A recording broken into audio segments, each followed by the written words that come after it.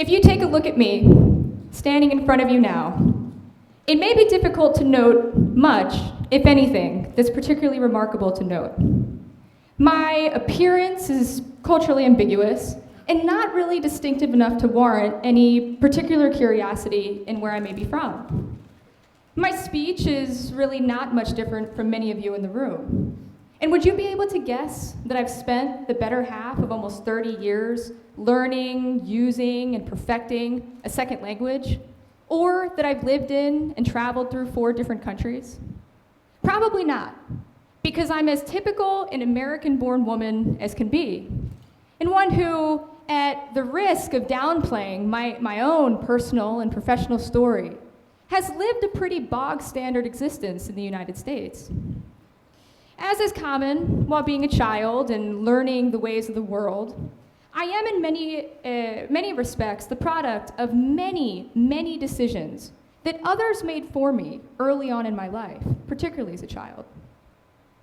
And so it goes for the person to your left and the person to your right, in front of and behind you, because at one point or another in childhood, we are all the product of decisions that others made for us, good or bad. But you see, it's not my story that's very interesting, or that will have significant influence on the makeup of our communities. 5, 8, and 11. These are the ages of the 3 individuals whose stories I'd like to share with you this afternoon. If any of these 3 people were to walk into the room at this moment, you would probably, again, not notice much.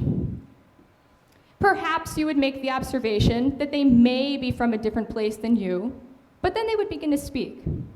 And you would note, well, you wouldn't note anything at all, because again, their speech is not much different than yours, their appearance also not different, and their mannerisms no different from any native-born, English-speaking American on the street. I'm here to share their story, because in fact, these 3 individuals, while seemingly the same as any American you may know, represent 3 sides of the illegal Latino immigrant experience that are becoming so important for our schools, our communities, and our nation: the toddler, the child, and the young teen. Now, it's important to mention here how huge and how complicated the issue of immigration is in the US, legal or illegal. And I don't think that we would have enough time in even 20 TED Talks to begin to scratch the surface. Today, I merely hope to discuss a reality that is increasingly certain in an effort to empower you with facts rather than stereotypes. So, the illegal Latino immigrant experience. Surprisingly, it often begins with the toddler, not the grown men we've come to imagine when thinking about who is literally making the trek across the border. Our first character in this tale was born in Mexico, and when Isabel was just a few months old, her mother fled to the US to try and find a job, leaving the toddler to be raised by her grandmother. When she was 5, her mother decided it was time to reunite with the child that she had left behind, and so she sought out a coyote to make the necessary arrangements. And I should mention here that by the mid-90s, the coyote business was booming in border towns, creating a multi-million-dollar market that favored the polleros, the coyotes, who were able to charge upwards of $3,000 for a small child, which Isabel's mother paid. She crossed the border at 5 years old, being led by a man she had never met and part of a group of strangers. Our second character was brought here at the age of 8, after having again been separated from her mother and her older sister for the majority of her young life.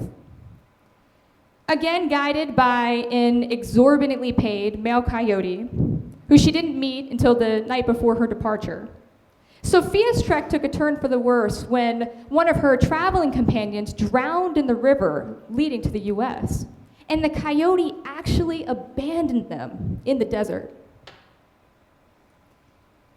Our third and final story brings us to our young teen, who crossed the border with her pregnant mother at the age of 11 to escape a town that had become infested with cartel violence at the age of 11.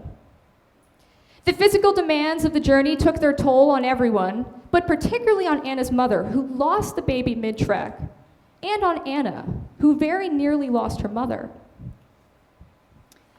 The unifying feature of all of these individuals is how little they had to do with a decision that has affected nearly every aspect of their lives since. Being children, none possessed the knowledge to even begin to predict the socio-political ramifications of something so humanly basic as wanting to rejoin a mother or a father, a sibling, who may not have been anything more than a distant memory, if that. Nor did they possess the emotional maturity to knowingly and independently embark on the extremely dangerous journey across a national border that would not just bring them to a new physical location, but to a new cultural and personal location as well. What is remarkable about each is how simply American they all are now. Upon arriving in Maryland, each began school in Kent and Queen Anne's counties, and by virtue of receiving enormous amounts of support from a very small group of individuals, they were able to acquire an English language and Eastern Shore lifestyle fluency that rivals my own. And I know this from working with them intimately, firsthand, for the past 7 years. Their stories are ones of abandonment and struggle, yet also of bravery, determination, and acculturation. And wouldn't it be nice to end this story by telling you how the 5-year-old became an elementary school teacher, or how the 8-year-old earned a scholarship to a Maryland university, or that the 11-year-old is now studying to become a bilingual nurse? Those, unfortunately, are endings that are not yet possible for these three, because they find themselves with no future beyond high school. Federal law mandates free and accessible public education for anyone until the age of 18, no questions asked. Yet no law has yet been able to pass that addresses what an undocumented teen may do after they turn 18 or after they finish high school.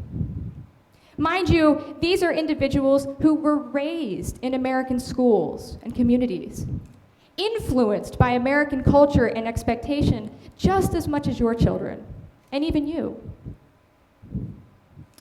The DREAM Act of 2001 made huge promises to this demographic, yet has not happened. Deferred Action, the stopgap memorandum of 2012, has awarded nearly 500,000 teens and young adults a temporary 2-year renewable recourse, yet still offers no promise against being deported back to an entirely unfamiliar nation. Even now, so many children and teens are deported back into sociocultural situations that they cannot cope with. How many of you have heritage ties to a nation that, for you, is nothing more than a name on a map? You're aware of the nation. You could probably describe a few cultural traditions that go along with it, and you know your family connection to that place. But now imagine being sent there because you're told it's where you belong, and you have to live and survive there for the rest of your life, again separated from your family and your friends and the nation that you've embraced as your home. So many of these kids don't even know they carry the loaded label of being illegal until they try and pursue the ambitions that they've been told are possible. Because here in America, yes, you can be that person. Yes, you can build that dream. Is it fair to so welcomely educate and, more importantly, assimilate this demographic of children and teens, the dreamers, as they're called, who number in the millions, who did not knowingly take that first step into a system that promotes promise and access, yet ultimately rejects them? Or can we help them to again cross another border that exists right here in our country? Undocumented children, teens, and young adults are here, and they're trapped in a virtual no man's land, and they need our help. I ask that you join the efforts to try and find solutions to help turn the tide for this demographic of young people whose home, the only home they've ever known, is here. Thank you.